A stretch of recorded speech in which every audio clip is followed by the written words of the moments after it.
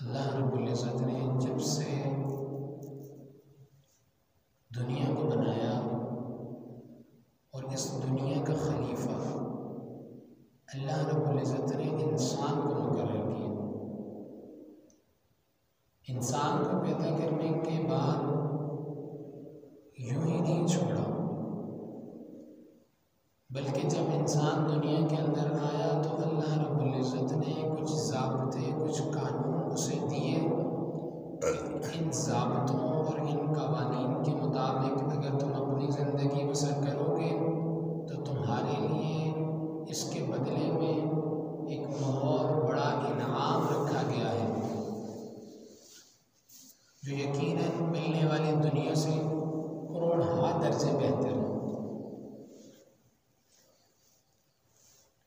अब हर नबी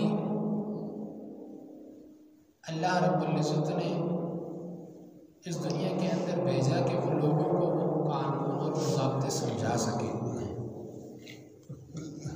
और हर नबी ने आकर बखूबी इस काम को निभाया कि उसने अल्लाह रब्बुल इज़्ज़त का पैगाम मुकम्मल हक़ के साथ आवाम तक पहुँचाया। सिर्फ पहुँचाया ही नहीं बल्कि पहुँचाने का हक़ भी अदा कर दिया।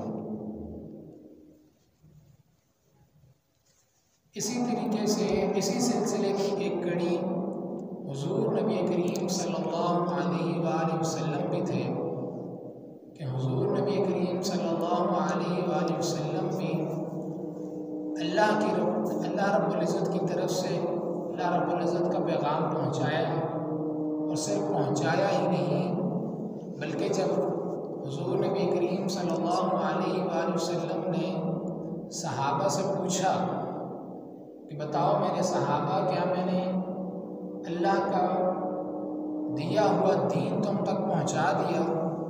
तो सहाबा ने यकजुबां होकर ये बात कही कि आपने सिर्फ पहुँचाया ही नहीं बल्कि पहुँचाने का हक़ भी अदा कर दिया। जब हमें मालूम हुआ कि हम दुनिया में आए, हमें जो ज़िंदगी मिली है, इस ज़िंदगी को गुजारने का एक ज़ाब्ता भी मौजूद है।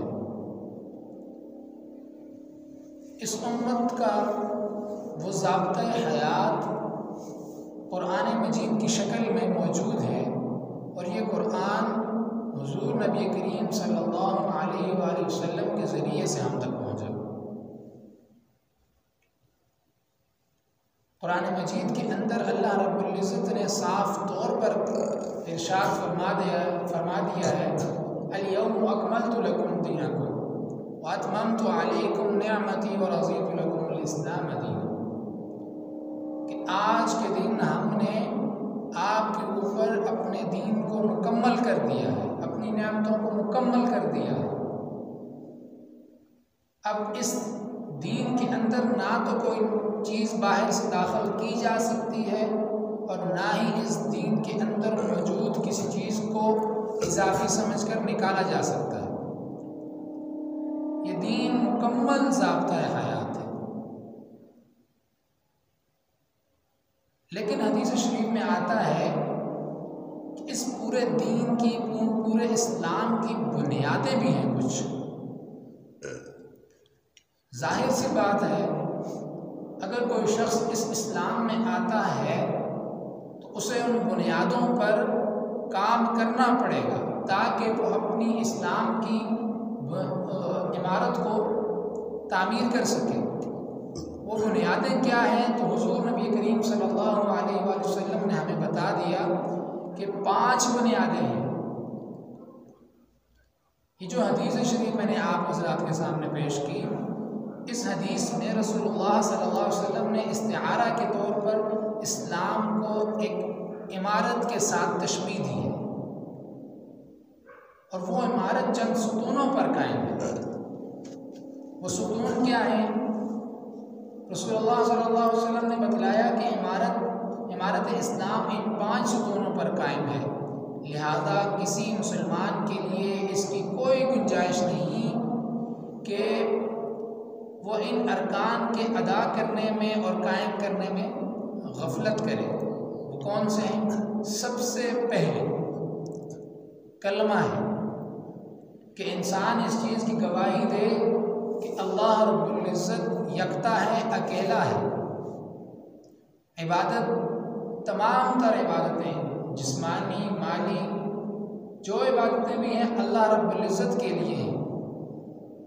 वो अकेला है, उसके साथ किसी किस्म का भी कोई शरीक नहीं ठहराया जा सकता। और दूसरी बात, रसूल सल्लल्लाहु अलैहि वसल्लम, हमारे आखिरी पैगंबर हज़रत मोहम्मद सल्लल्लाहु अलैहि वसल्लम अल्लाह रब्बुल इज़्ज़त के आखिरी रसूल हैं, इस चीज़ की गवाही देता हूँ। और फिर दूसरी जो चीज़ आती है वो इक़ामत-उस-सलाह, नमाज को कायम करने वाला, नमाज को कायम करने वाला। फिर तीसरा रुकन व ईता-उज़-ज़कात, आपने ज़कात अदा करनी है। फिर हज, और फिर रमज़ान मुबारक के रोज़े।